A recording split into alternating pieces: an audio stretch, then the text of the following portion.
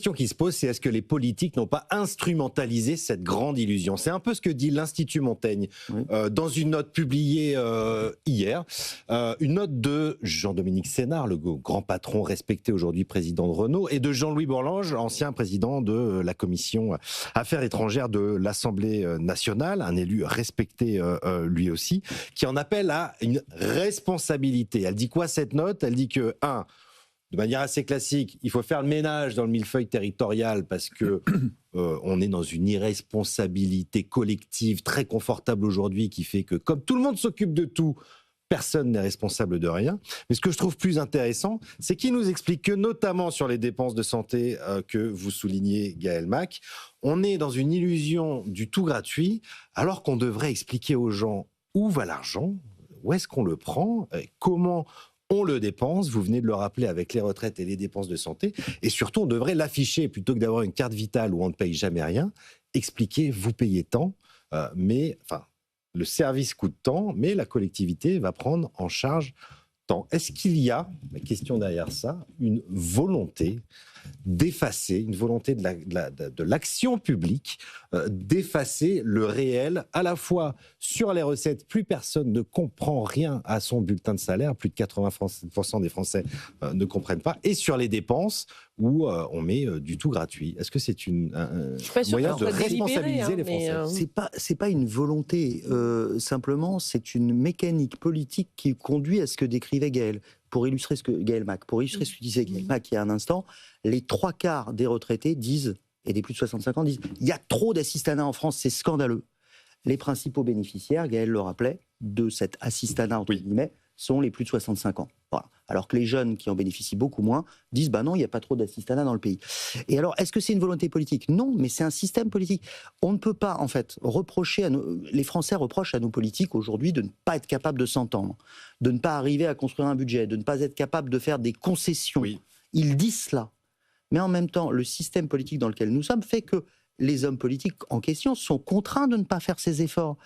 Tout est dicté par le résultat de l'élection présidentielle. C'est la mère de toutes les batailles. Oui. Une fois que vous gagnez la présidentielle, normalement, c'est comme ça que c'est conçu, notre système politique est conçu, contrairement à la Belgique par exemple, une fois que vous avez gagné la présidentielle, vous pouvez espérer enchaîner avec les législatives, avoir un ensemble de pouvoirs, et puis prendre des décisions. Donc tout étant fait pour la présidentielle, quand on se retrouve dans la situation paradoxale que nous vivons aujourd'hui politiquement, où vous avez un président qui n'a plus aucun pouvoir, à part à l'étranger, et où vous avez une assemblée où il n'y a plus aucune majorité qui se dégage. Ça signifie qu'il faudrait que la gauche, la droite, l'extrême gauche et l'extrême droite puissent s'entendre sur des politiques de fond, alors que, logiquement, ils sont en désaccord. Oui. Non mais d'accord. Du coup, le système fait qu'on ne peut pas arriver, tant qu'on n'aura pas un nouveau président de la République, pour dire les choses simplement. C'est l'embolie, la thrombose. C'est l'embolie et c'est impossible d'en sortir. Non mais je veux dire, cela dit, en France, on n'a pas fait un budget à l'équilibre depuis 1974. Oui, la situation politique actuelle qui existe depuis 2 ans, ça fait 50 ans que les politiques en France ne disent pas aux Français qu'un jour, il va falloir faire des efforts et réformer. Et je veux dire, c'est quand même intéressant, moi je trouve ça sociologiquement intéressant, et je n'ai pas forcément d'explication clair, mais je veux dire, tous les pays européens ont fait des réformes des retraites parfois assez drastiques. Oui, très difficiles. Je veux dire, tout le monde, maintenant, je veux dire, l'âge moyen qui est prévu bientôt, ça va être 67 ans globalement dans l'ensemble des pays européens. Bon.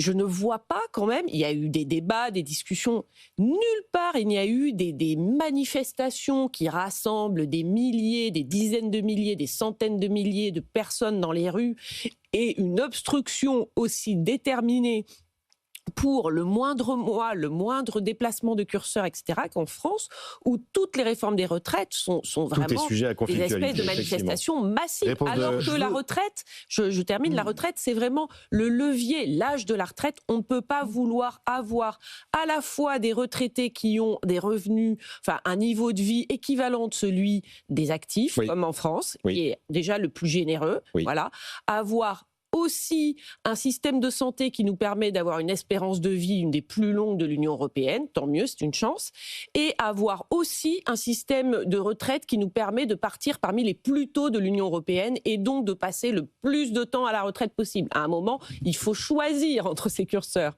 Voilà. Vous avez le soutien de Laurent C qui nous écoute sur Twitter, qui nous écrit. Vous pouvez y aller aussi sur mon compte @legenrat. Tellement d'accord avec la pertinente analyse de Gaël Mac quant aux populations assistées. Ce clientélisme nous a menés dans cette impasse et ce discours infâme. Gaël, en entendant Gaël Mac, Slimane répond je me rends compte que j'ai pas bien explicité ce que je disais tout à l'heure. La présidentielle étant la matrice de tout. Quelle est la conséquence de tout ça ? À la présidentielle, si vous voulez vous faire élire, vous devez raser gratis. Vous devez promettre. Notre système, consubstantiellement, est ainsi fait qu'il Mais les autres pays aussi ont des élections quand même. Eux aussi doivent faire des promesses. Mais non, Gaël. Les autres pays sont des systèmes, tous les autres pays du monde, toutes les démocraties, à part la nôtre, sont des systèmes, à part aux États-Unis sinon, sont des systèmes parlementaires. C'est-à-dire que dans un système parlementaire, vous avez une élection avec un seul tour, vous avez une assemblée avec aucune majorité qui se dégage sur un seul parti, et donc vous êtes obligé, c'est consubstantiel au régime politique de ces pays, de la Belgique, de l'Angleterre, de l'Italie, de l'Espagne, de l'Allemagne, de tous les pays. Ils sont obligés, une fois qu'ils se retrouvent avec une assemblée où personne n'a une grande majorité, de trouver des accords et de faire des compromis. Et vous élisez non pas un roi thaumaturge, dit de droit divin, le président de la République qui pourra tout faire, vous votez pour une liste ou un parti politique qui va devoir faire des compromis par rapport à son programme. Donc vous aboutissez à des réformes des retraites, vous aboutissez à des réformes compliquées. Vous rappeliez tout à l'heure à juste le titre la réussite espagnole, alors qu'il y a eu des changements de gouvernement. Et donc il y a quelque chose qui oblige, même en Belgique, votre pays, on a eu pendant combien de temps ? 18 mois, une absence de Premier ministre ? 500 jours, oui. Voilà, et pourtant les choses arrivent à fonctionner parce qu'on est obligé de s'accorder. Notre système politique est ainsi fait qu'il oblige à mentir, il oblige à être démagogue. Mais c'est un système politique ou c'est un manque de peut-être culture économique simplement des citoyens. Les citoyens ne sont pas obligés de croire les mensonges qu'on leur raconte. Non, mais il ne s'agit pas de croire ou pas croire. Promesses à chaque élection présidentielle. D'ici une dizaine de jours, on l'évoquait hors antenne, un sondage sur la culture économique des Français par rapport aux autres Européens. Vous verrez que ce n'est pas tellement lié à un manque de connaissances. C'est plutôt lié à une question culturelle. Mais tout ça pour dire que notre système politique nous conduit dans cette impasse et que tant que nous aurons ce système-là, nous aurons des gens qui nous promettront demain on rase gratis et qui ensuite seront très embêtés pour faire l'inverse de ce qu'ils ont promis. C'était pas le cas, par exemple, de Nicolas Sarkozy quand il a été élu en 2007. C'était pas le cas non plus d'Emmanuel Macron en 2017. Il n'avait pas dit qu'on rase gratis. Il avait quand même indiqué qu'il voulait faire des réformes sur les retraites, sur l'assurance chômage. Oui, il n'est pas complètement interdit d'avoir un programme économique, pas complètement. Mais je voudrais qu'on écoute Roland Gillet, qui a des fans sur Twitter. Nicolas, bonjour Nicolas, qui adore suivre notre émission depuis la Belgique et qui adore Roland Gillet. Alors je voudrais, moi, avoir le témoignage j'ai dit aussi que j'adorais les Français. Voilà. Vive l'amitié franco-belge. Il y a surtout un point que je voudrais relever par rapport à tout ce qui a été dit, je suis entièrement d'accord, mais c'est un côté vraiment incroyable, quoi. Souvenez-vous du dernier pacte de stabilité négocié entre l'Allemagne essentiellement et la France, dans l'urgence avant un 31 décembre où ça allait bloquer. Donc il a fallu se mettre autour de la table et on est arrivé à cette fameuse logique 4 plus 3 ans où il fallait avoir un plan de convergence. Forcément, puisque c'est l'objectif quand même en Europe, en tous les cas. Pour le rétablissement des comptes publics. Et ça a été négocié âprement, où les Allemands trouvaient que les Français poussaient un peu trop dans le côté permissif, et forcément les Français de l'autre côté, la rigueur allemande. Qu'est-ce qu'on a vu après ? Le pacte de stabilité s'est imposé à tout le monde, et puis moi j'ai vu des gens dans différentes capitales qui disaient « ça c'est la dernière quand même ». C'est les Français qui ont négocié avec les Allemands, ils ont obtenu des choses et ils s'assoient dessus. Donc eux déjà, c'est cet homme d'office. Vieille tradition en France, qui remonte à Jacques Chirac. Au lieu de converger vers le bas, ils nous expliquent que c'est en montant plus fort le déficit que ça va aller beaucoup mieux après, alors que nous, on est obligé de faire des efforts.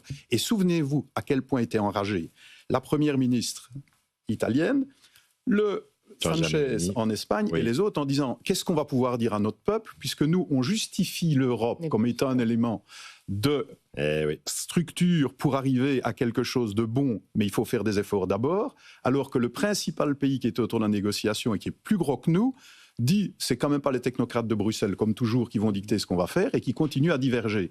Et on est d'accord, ce n'est pas que depuis le problème de dissolution ou pas de l'Assemblée nationale avec, je vais dire, le deuxième mandat d'Emmanuel Macron. C'est depuis toujours que ça fonctionne comme ça.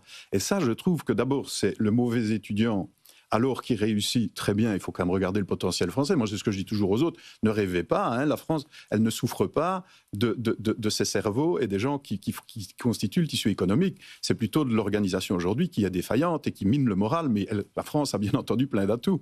Et c'est ça qui est le plus terrible. Mais par contre, regardé par les autres, ça fait quand même un peu désordre de voir des pays qui ont plus dur au point de départ, des entreprises moins fortes, et voir que forcément que c'est sûr de raser gratis, ça fait évidemment du bien à la population en premier temps, avant d'expliquer les efforts encore plus importants qu'il faudra faire. Comme donc je sais ça le qui est Parisien. Franchement, c'est d'autant plus triste qu'alors vous vous retrouvez avec des gens des autres pays qui, ayant fait les efforts plus que la France, disent maintenant, on voit bien à quoi ça les mène de ne pas les avoir fait. Et je rappelle que pour la 3e année consécutive, le PIB par tête français est sous la moyenne européenne. Quand les autres pays font le boulot de réforme, l'Espagne, l'Italie, la Pologne, la Grèce, leur production et vous avez vu que le PIB augmente et le PIB par habitant en parité de pouvoir d'achat, parce que c'est plus important qu'en nominal, est en train de rattraper les Français. On est autour de 59 800 à 59 400. Donc ça veut dire que ça marche pour l'enrichissement de toute la population. Allez, on se quitte.